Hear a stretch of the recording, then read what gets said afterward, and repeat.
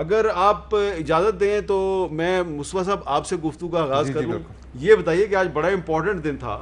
आज चेयरमैन नैब साहब को आपने बुलाया था, तो वो नहीं आए, इसकी कोई वजह उन्होंने बताई है? हमने इंसानी हकूक़ कमेटी में गुमशुदा अफराद के हवाले से एक मामला था।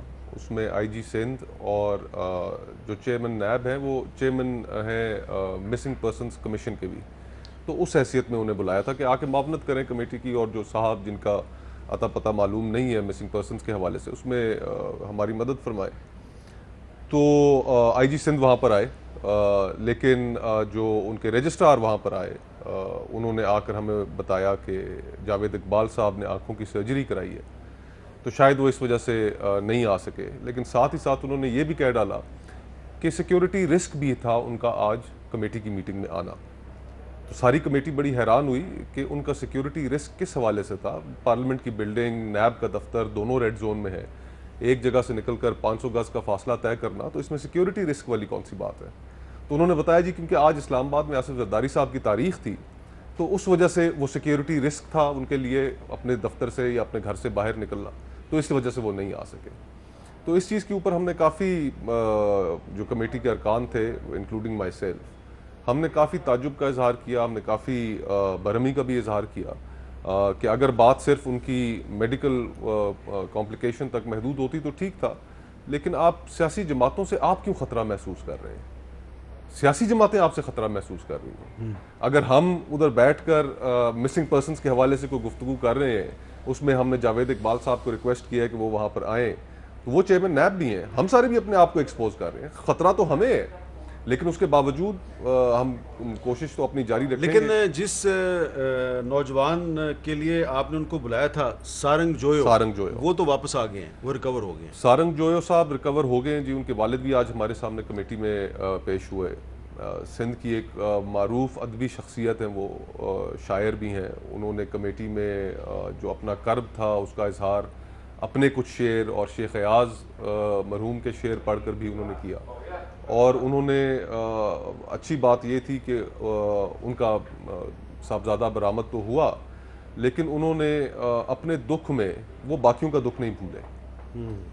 उन्होंने जहाँ पर अपने दुख का इजहार किया, वहाँ पर उन सैकड़ों लोगों का, मिसिंग पर्सनस का भी उन्होंने इजहार किया, उनके दुख का, उनके कर्ब का, उन्होंने वालदाओं का जिक्र किया, वालदैन का जिक्र किया कि जिनकी रो रो के बीनाई चली गई है, बड़ी मुश्किल हालात में, और हमसे दरख्वास्त की कि हम उनकी इस ज़िमन में भी मदद कर सकें। तो बड़ा एक अलमिया है, एक चैलेंज भी है। इस चैलेंज को हम सब ने मिलकर हल करना है, और हम ये तवक्को कर रहे थे कि जावेद इकबाल साहब इसमें हमारी मावनत फरमाएंगे। लेकिन जिस तरीके से आज उनके रजिस्ट्रार ने वहाँ पर हमें एक गोल मोल सी बातें करके इधर उधर भटकाने की कोशिश की, तो उससे तो कोई हम मुतमिन नहीं हुए।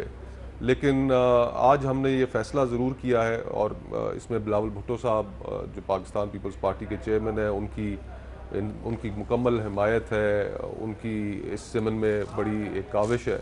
और हम अब मुख्तलिफ सूबों में जाएंगे।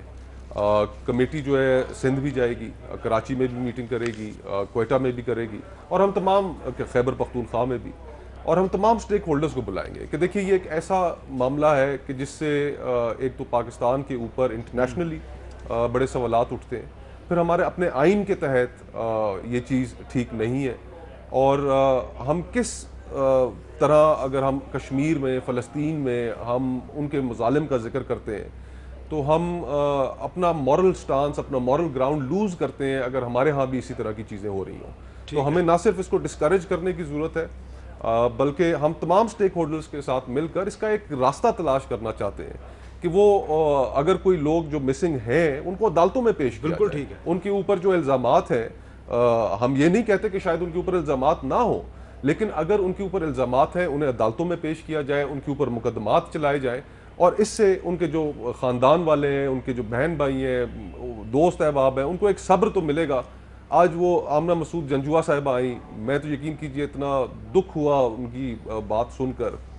वो कहती मुझे 15 साल हो गए कि मैं अपने हस्बैंड के लिए तगो दुआ कर रही हूँ, मुझे खुदारा सिर्फ इतना बता दें कि उनकी कब्र कहाँ है, कि मैं जाकर उनकी कब्र पे खुद चली जाऊं, अपनी बेटी को ले जाऊं, अपने बच्चों को ले जाऊं, वहां पर जाके दुआ कर लूं, मेरे दिल को ठंड पड़ जाए। ठीक है, वो हमारे प्रोग्राम में बड़ी दफा जी, तो ये एक ऐसे, इसकी पीछे एक ऐसे इंसानी पहलू है कि जिनको हमारे लिए नजरअंदाज करना मुश्किल है। और जावेद इकबाल साहब इससे पहले एक दफा कमेटी में पेश हो चुके हैं, ठीक है, लेकिन उनके ताउन के बगैर मुश्किल भी है, ठीक है, और उनका ताउन हमें चाहिए भी, और मेरे ख्याल से उन्हें इससे अवॉइड भी नहीं करना चाहिए, उन्हें सामने आकर हमारी मदद